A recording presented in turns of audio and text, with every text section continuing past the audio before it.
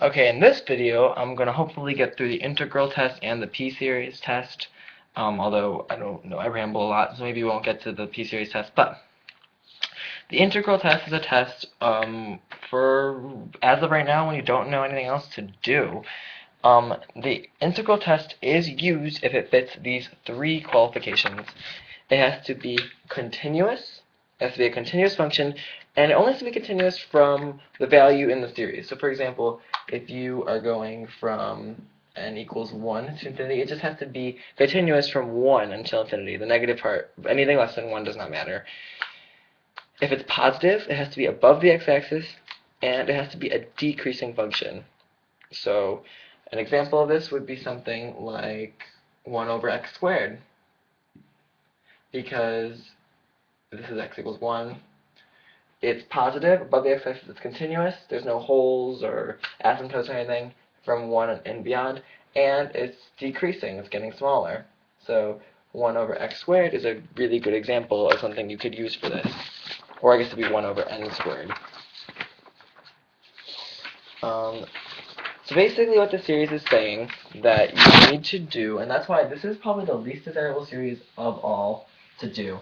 And it's kind of a weird order that I'm doing these in. I'm doing them in the order my teacher taught me, but this is kind of a last resort one. I feel like this is, I should teach this way later, but as of right now, it's what you're going to do. So basically, you just need to, and I'm not going to go through the proof of why, because I don't really understand it completely, but let's say you have a series.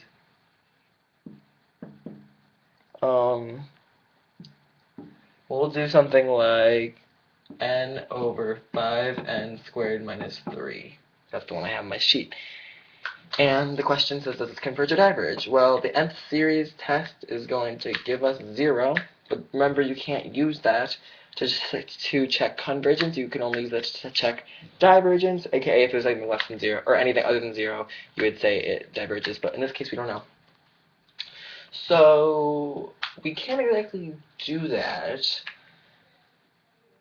What else can we not do? Well, other than the ones I taught you, and I think that's the only one you could really think about. It's not a telescoping series, bottom part does not factor.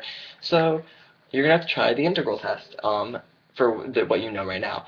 This is continuous, this is positive, and this is decreasing. If you graphed it, you could check that it is. So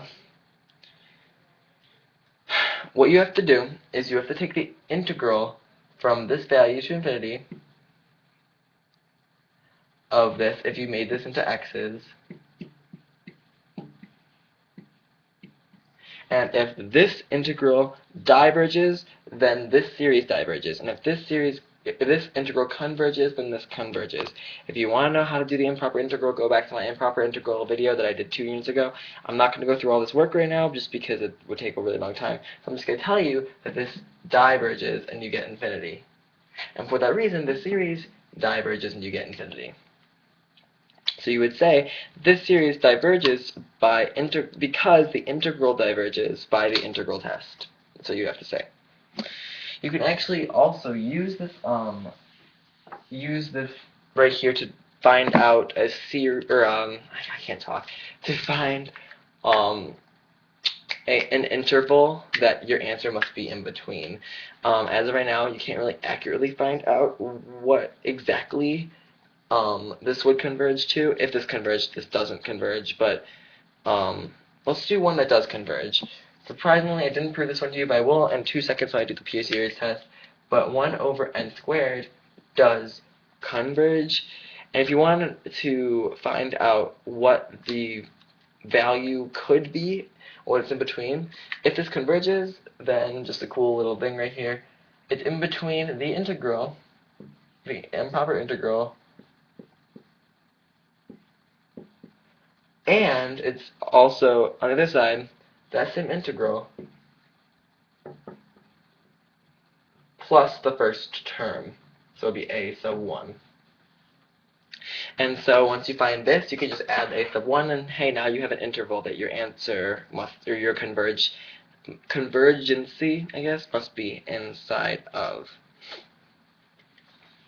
That's the integral test. It's really annoying, but that's why you barely ever use it. I think usually on your test it'll specifically say use integral test, if you have to. Then, the other one I need to talk about is the p-series test. So in a p-series, if you have a series from 1 to infinity of 1 over n to the p, I'm just doing p for a reason, that this series will converge as long as p is greater than 1. As we talked about before, the harmonic series will diverge. Did I say, what I meant to say was that if p is greater than 0, it will converge. If it's equal to or less than 0, it will diverge. So,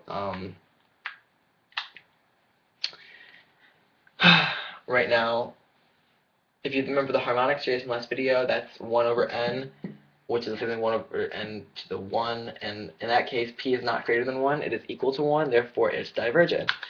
If you had 1 over n to the 1/2, that would be divergent because this is less than p, or less than 1.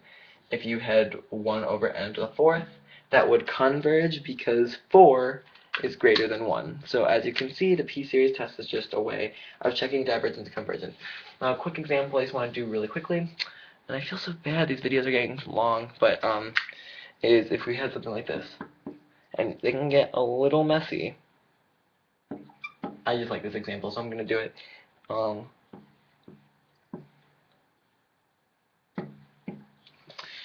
question like this, you can actually use the p-series test, you just have to reduce it.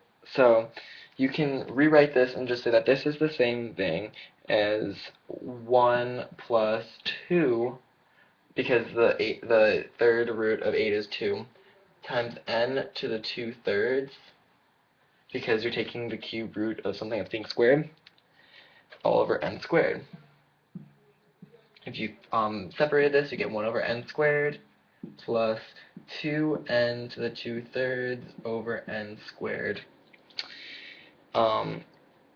which is going to be the same thing as 1 over n squared plus 2 over n to the 4/3, because you're going to divide the powers, or subtract them.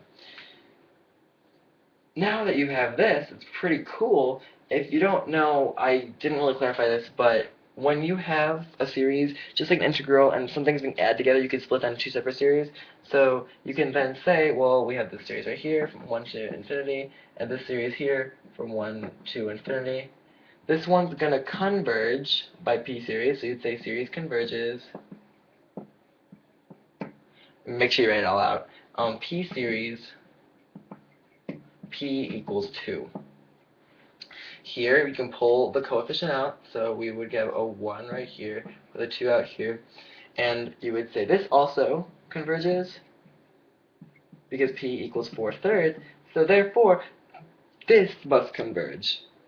Pretty cool, huh? That right there is the integral test and the p-series test.